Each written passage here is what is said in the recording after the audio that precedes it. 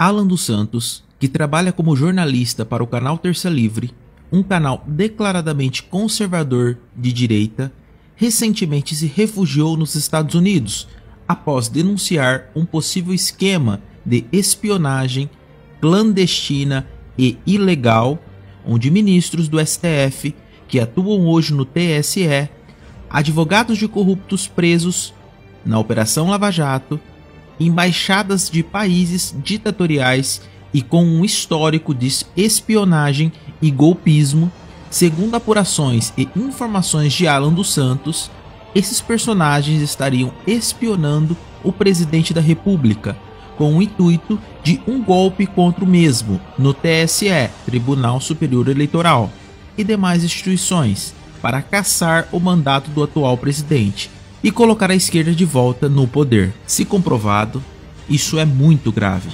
Assista.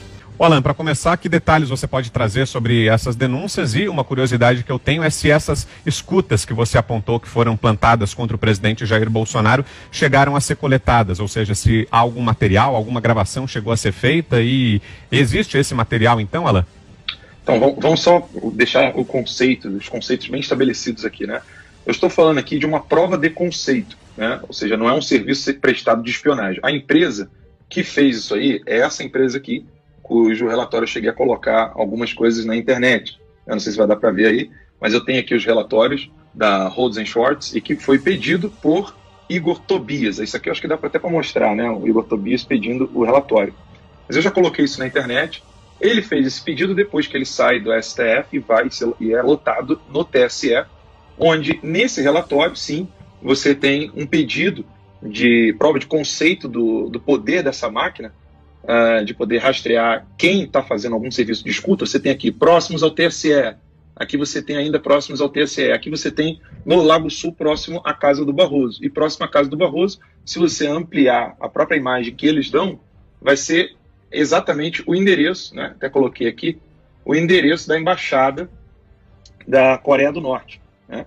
E tem 3 endereços que esse relatório mostra: a embaixada da Coreia do Norte, a embaixada da China e uma na Kelly 8, exatamente onde mora o Kakai. E aí a informação que eu trouxe, na verdade, é que houve uma reunião na Kelly 4, onde essa reunião na Kelly 4 estava Barroso, Alcolumbre, Maia, um ministro do STJ e um ministro do TCU, que planejavam, então, fazer alguma coisa contra o presidente, contra os apoiadores do presidente. Essa informação que eu tinha recebido. Como eu queria comprovar essas informações que eu tinha recebido... Opa, voltou aqui? Voltou. Já tivemos, Alan. Como eu queria comprovar essas informações que eu estava recebendo, porque depois disso ainda houve uma outra informação de uma fonte minha de Brasília, que haveria um conluio para poder caçar o presidente Bolsonaro no TSE com um voto de 4-3, ou seja, você teria Fachin, Alexandre Moraes, Barroso e um togado, né? Não teria nenhum dos 2 ministros do STJ. Seria 4-3 e assim Bolsonaro seria caçado. Eu quero mais provas, quero mais provas, quero mais provas. Então ele me trouxe, essa fonte conseguiu esse relatório e eu vi esse relatório e falei, vem cá, e ninguém avisou ao presidente da República que existem maletas de escuta telefônica, porque esse relatório aqui ele explica bem que ele simula uma torre de telefone, entendeu? O relatório é que mostra quem está usando esse tipo de aparelho, tá? Então aqui você tem a torre de telefone, o telefone celular, não sei se dá para ver direito aí. Dá para ver.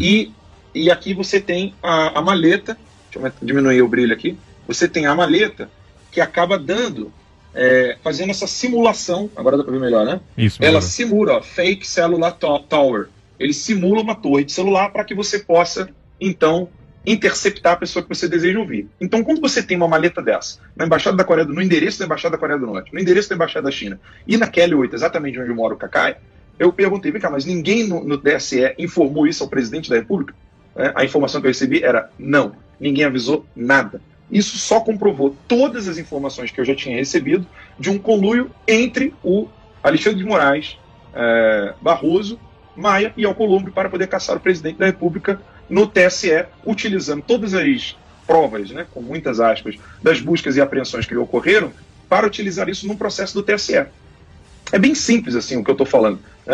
Você tem um relatório de uma empresa que está querendo mostrar uma prova de conceito, que ela tem um equipamento que você pode comprar e descobrir quem está te rastreando, e ela te dá esse exemplo do potencial que ela tem, a pedido do Igor Tobias, que está trabalhando com o Barroso, sai do STF e vai com o Barroso para o TSE. Você descobre todas essas informações, não passa o presidente da República, e fora essas reuniões que eu acabei de falar, da QL4, e todo esse conluio entre o Alexandre de Moraes e o Barroso para caçar o presidente, isso aqui, para mim, é uma prova cabal de que existe um conluio para poder derrubar o presidente.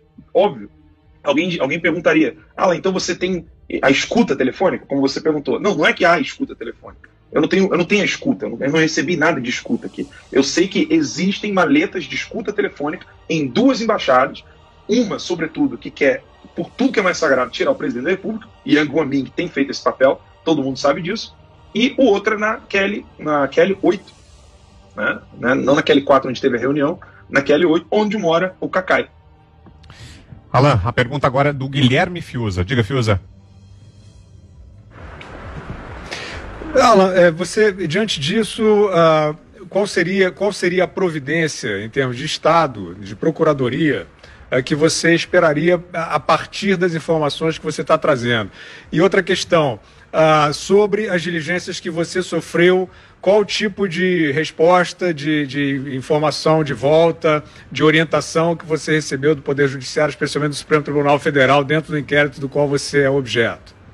Então, da segunda pergunta para a primeira, né? Bem, tem gente falando que eu fugi do país. Eu não sei como é que se foge do país viajando normalmente, sendo correspondente internacional de um canal que é, hoje, recorde de audiência só depois do Pingo dos Is, né? A gente só não ganha do Pingo dos Is, mas hoje é recorde de audiência no YouTube.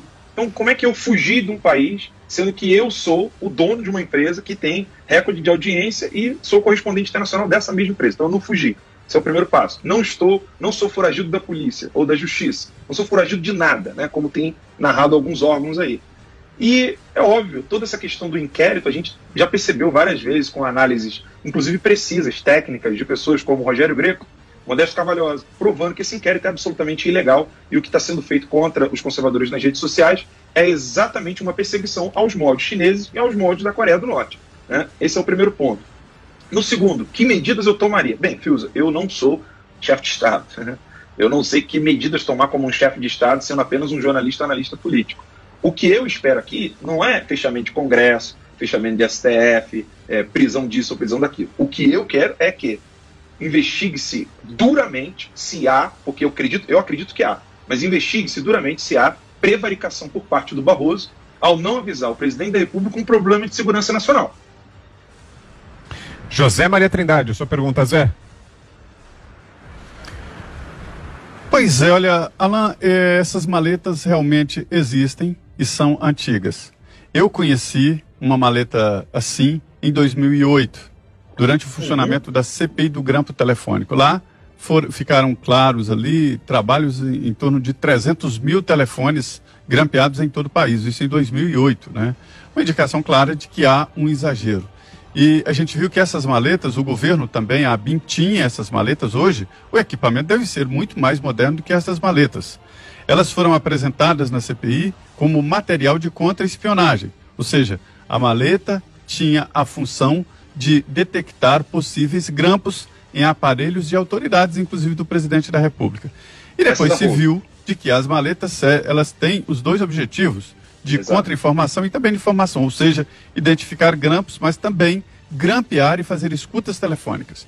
De uma maneira muito simples, já lá atrás, né? Bastava ficar ao lado com essa maleta, ao lado do telefone de alguém e selecionar ali, poderia gravar, fazer a escuta de telefones. Então, o meu entendimento é de que essas maletas foram modernizadas, são mais modernas hoje, menor, e que o governo tem muito. A minha pergunta é essa: onde está o serviço de contra-informação, onde está a ABIN do presidente Jair Bolsonaro, que não detecta? Isso é facilmente detectável, né?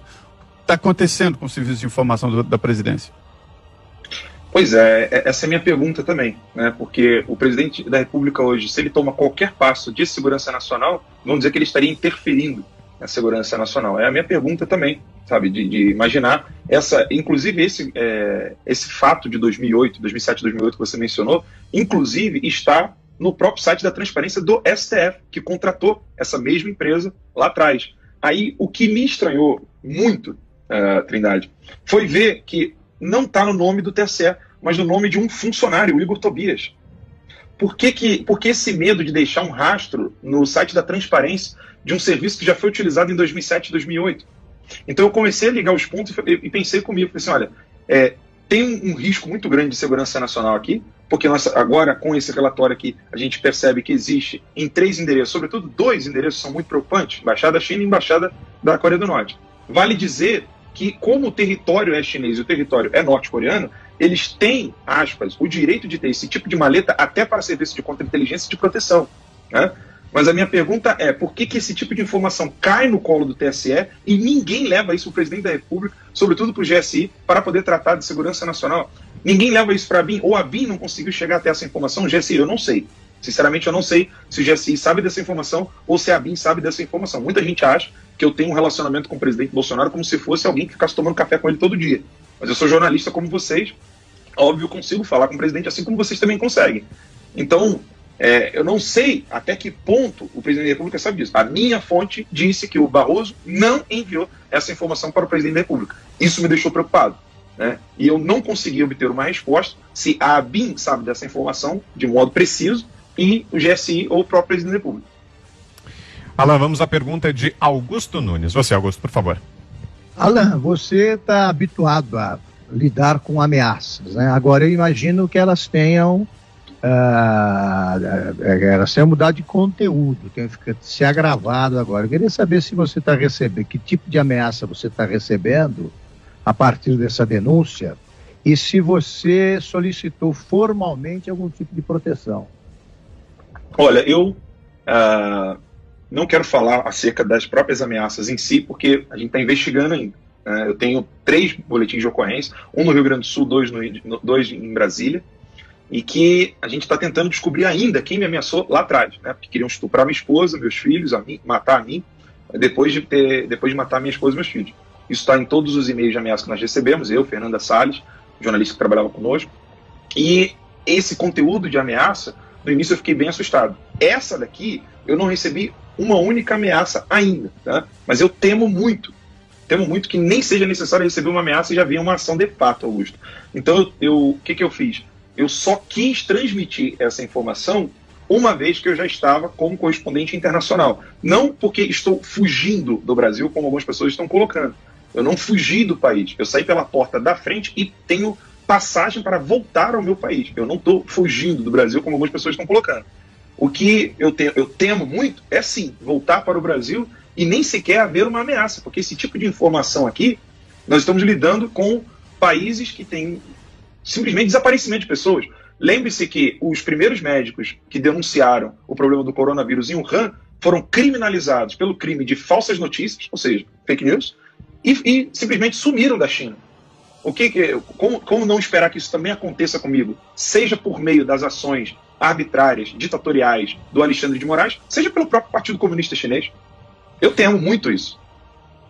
Pois é, lembra você que está aqui nos assistindo que você também pode deixar o seu like aqui no vídeo. Por favor, inclusive, deixe seu like se você está gostando aqui do nosso conteúdo, dessa entrevista exclusiva em primeira mão. Estamos trazendo aqui a palavra do jornalista Alan dos Santos em Os Pingos nos Is. Vá deixando seu like por aí. O Alan, é justamente sobre isso que eu queria perguntar para você. Você tem medo de que ao voltar ao Brasil, você ressaltou aí que saiu pela porta da frente, que não fugiu do Brasil, mas em retornando, além desse temor das ameaças, você teme também ser enquadrado no inquérito das fake news, já que o Supremo Tribunal Federal tem punido quem fala sobre ministros da corte. Você teme também ser enquadrado nesse inquérito? Você já é investigado, salvo engano, né? Você já foi alvo daquelas decisões do Alexandre de Moraes, inclusive da suspensão de contas no Twitter, mas por causa dessas denúncias, você acha que o Supremo pode voltar a te ter como alvo, Alan?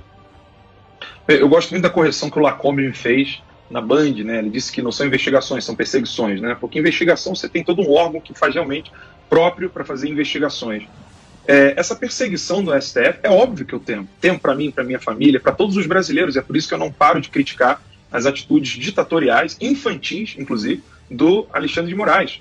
Porque ele está desrespeitando todo o ordenamento jurídico brasileiro, destruindo o que se entende por Estado Democrático de Direito, soltando criminosos, não só ele, como outros membros da Suprema Corte, e ao mesmo tempo que ele está caçando pessoas que fazem tweet na internet, escreve um texto numa rede social, ou faz um meme, uma piada com a careca dele, por exemplo. Eu gosto muito de fazer piada com a cara dele, porque quando se trata de um psicopata, você tem que rir da cara dele, né? Porque ele odeia ser humilhado.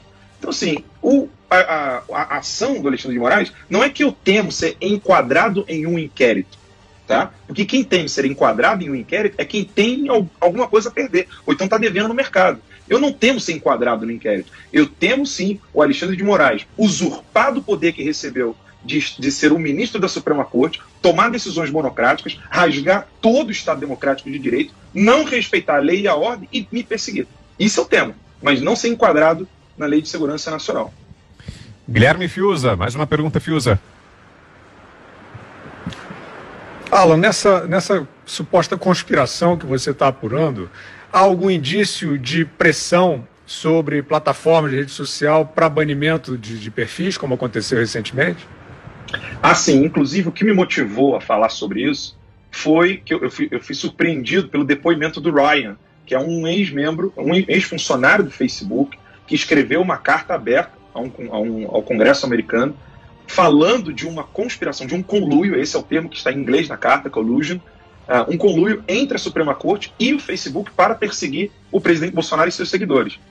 Então, quando eu vi essa carta do Ryan, que é ex-funcionário do Facebook, denunciando todo o trabalho que era feito na empresa em conluio com o STF, eu falei, então, essas informações que a minha fonte está me dando são fontes fidedignas. Existe, sim, um conluio para derrubar o presidente Bolsonaro. Então, segundo o depoimento do Ryan, que trabalhou no Facebook, ele disse, sim, que existe todo um viés, um bias, né, como eles falam em inglês, para tratar de pessoas que defendem o Bolsonaro, são contra o aborto, contra a ideologia de gênero. Eles já colocam como pessoas que são racistas, white supremacists, né, que eles falam, para já colocar um shadow ban, que é impedir o alcance das suas redes sociais. Então, segundo o relatório do Ryan e segundo as informações que eu tenho, existe sim um conluio entre a Suprema Corte e as redes sociais, sobretudo o Facebook, para poder impedir o avanço das denúncias que estão sendo feitas contra a própria Corte. José Maria Trindade, mais uma pergunta, Zé. Pois é, olha, essa situação aí, esse desgaste do Supremo Tribunal Federal, Alan, ele chega a um ponto de ficar ridículo quando o ministro acaba pagando perfis em redes internacionais. Eu queria que você dissesse, eu hoje disse que ele vai perder a parada, porque quando você apaga um perfil, outros são criados, os seguidores vão atrás e pronto. Você acha que é isso mesmo? Quer dizer, é difícil para vencer uma batalha assim, apagando perfis no mundo inteiro? Olha, ele já virou piada no mundo inteiro. O próprio Twitter vai recorrer à decisão dele. Né? Isso já está, inclusive, numa matéria da Folha de São Paulo. Para depois não dizer, não, saiu só no site de fake news do Terça Livre lá. Não, o próprio Folha de São Paulo, o pessoal gosta de acreditar, disse que o próprio Twitter vai recorrer da decisão do Alexandre de Moraes. A decisão dele nunca antes foi aplicada. Vários amigos meus em Washington estão me perguntando, Alan, eu nunca vi isso acontecer, o Twitter te mandou alguma mensagem? Eu falei, não. E simplesmente não se pode ver o meu Twitter nos Estados Unidos, em outros países também. Acho que as pessoas que estão acessando de outros países, eu sei dos Estados Unidos, né? Não está podendo ver o meu Twitter. Antes era só no Brasil, e o Alexandre de Moraes, sim, está fazendo um papel patético, ridículo, porque ele nunca retirou uma única rede social de estupradores, traficantes, pessoas que estão trabalhando com pornografia na internet. Ele nunca retirou um único perfil dessas pessoas. E agora ele quer tirar perfil de gente que tem um canal no YouTube e que está criticando as ações da Suprema Corte. É um papel patético, ridículo, desgasta a democracia, mostra claramente como que parece que a eleição não acabou, eles não estão satisfeitos que o presidente é Jair Messias Bolsonaro, querem tratar de todos os modos para poder impedir a vitória que ocorreu em outubro de 2018. Então, está ficando patético, está ficando ridículo, e a liberdade de imprensa está em jogo. Eu gostaria de parabenizar o trabalho do Pingo nos Is ao defender, o Augusto, inclusive, foi um dos primeiros a falar publicamente, logo no início do inquérito. E a imprensa está tratando isso com uma naturalidade enorme, como se nós pudéssemos agora começar a fechar jornais, grandes ou pequenos, em nome de um tipo de pensamento. Eu acho isso absurdo, ridículo. E depois, sabe o que me deixa mais irritado, Trindade? Ele defende o AI-5. Eu falei, como é que eu vou defender uma coisa que eu estou criticando dia e noite? Sabe, parece retardo mental, nem retardo mental, né? Porque isso aí é um problema de saúde. Parece mesmo uma pessoa que é maluca, sabe? Que é doida. Alexandre de Moraes acho que não bate bem na cabeça, não. Augusto Nunes, você, Augusto? Eu estava dizendo exatamente isso aí. Há pouco ela está dizendo que o pior de tudo é que eles acreditam no que dizem. Eles acham que são mesmo super juízes, estão editando o país e tal. Agora, são editores. Você acha possível conter essa turma sem mobilização popular, Alan? Olha, eu estou muito preocupado com o que está acontecendo no Brasil, Augusto, porque quando eu faço a minha leitura de análise política, eu não sou jurista. Eu preciso consultar pessoas que sabem. Então, quando eu assisti a transmissão ao vivo, que foi feita com Modesto Carvalhosa, Rogério Greco e tantos outros, falando que esse inquérito, tanto o primeiro das fake news quanto o inquérito da Lei de Segurança Nacional, era uma aberração jurídica, dando todo o embasamento técnico, a gente se pergunta, tá, e agora? A gente vai recorrer a quem? A gente vai recorrer a quem? Se eles estão na Suprema Corte Brasileira, é óbvio que isso aí é um problema que eu não sei como vai se solucionar, né, uma vez que eles não param de atuar de maneira infantil, batendo pezinho, igual criança quando perde um pirulito, né, por causa das eleições. E eu não sei que tipo de solução pode acontecer. O povo vai lá, bota pressão, mas será que eles são afeitos ao grito do povo? O povo falando, olha, respeitem a democracia, respeitem a Constituição. Eu não sei, sinceramente. Eu não tenho resposta para tudo. Essa é uma das respostas que eu não tenho. Como vai mudar a cabeça de um psicopata e um vaidoso, né? Barroso é o vaidoso, psicopata é Alexandre de Moraes. Como é que você muda a cabeça de um vaidoso que vive numa bolha onde ele pensa que ele é semideus e um outro psicopata que acha que ele é a voz de toda a Suprema Corte? Ele tem, né, eu lembro de uma vez o próprio Marco Aurélio falando que a Corte ela é suprema enquanto corte, não enquanto poder monocrático. Então o Alexandre acha que ele é supremo sozinho. Como mudar a cabeça de uma pessoa dessa, eu sinceramente não sei. Bom, e seguimos aqui na nossa entrevista exclusiva com Alan dos Santos, jornalista, e se você ainda não deixou seu like, deixe por aí também. Ô Alan, e o que é que pode ser feito agora, diante disso, diante dessas revelações trazidas hoje por você, dessa orquestração que existiria, desse plano que estaria sendo orquestrado contra o presidente Jair Bolsonaro, o que é que pode ser feito? Que órgão deve ser acionado? Qual providência deve ser tomada agora? Como eu disse, eu repito, eu sou formado em filosofia, né? Opa, voltou aqui? Voltou? Bem, eu sou formado em filosofia e eu não sou formado em direito. O que eu entendo é filosofia do direito. Eu entendo que a lei natural ela está acima de qualquer lei positiva. Eu entendo que a razão humana está acima de qualquer lei que está escrito no papel. E eu vejo que nesse exato momento o Brasil precisa buscar uma solução que seja uma solução prática e eficiente. Não conversinha de corredor, um finge que não bateu, o outro finge que não apanhou. Tem pessoas que estão violando o Estado Democrático de Direito e não são os ditos bolsonaristas, né? Na verdade, é Alexandre de Moraes, é o Barroso, né? Maia, Alcolumbre, ao querer interferir o tempo todo no Poder Executivo, e o presidente Bolsonaro, gosta ou não quer interferir em nada no poder, tanto o Poder Legislativo como o Poder Judiciário. Que tipo de solução? Eu não tenho a mínima ideia. Alguém poderia dizer assim, o Alan defende um 4-2, de colocar o exército na rua, tanque. Eu critico dia e noite, né? Hamilton Mourão, Ramos, eu critico vários desses generais. Você acha que eu quero esses generais no poder? Eu tenho pavor da mentalidade que eles têm de livre mercado, por exemplo, de não entender o perigo que é fazer comércio com a China. Então, assim, que tipo de solução? Eu repito, eu não sei. Só sei que a solução não é colocar o poder na mão do Mourão e do Ramos, por exemplo, para depois ficar fazendo comércio com a China. Guilherme Fiuza.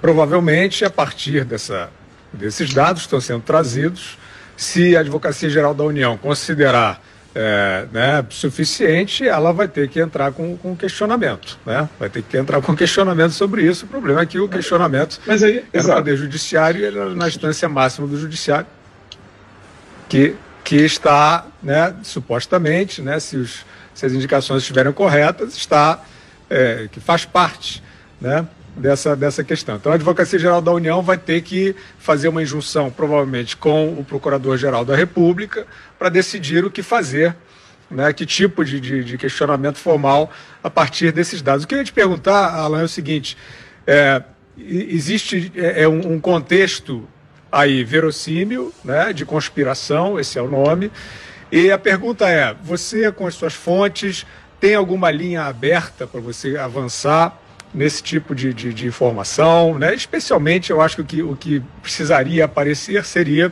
alguma materialidade de espionagem, né?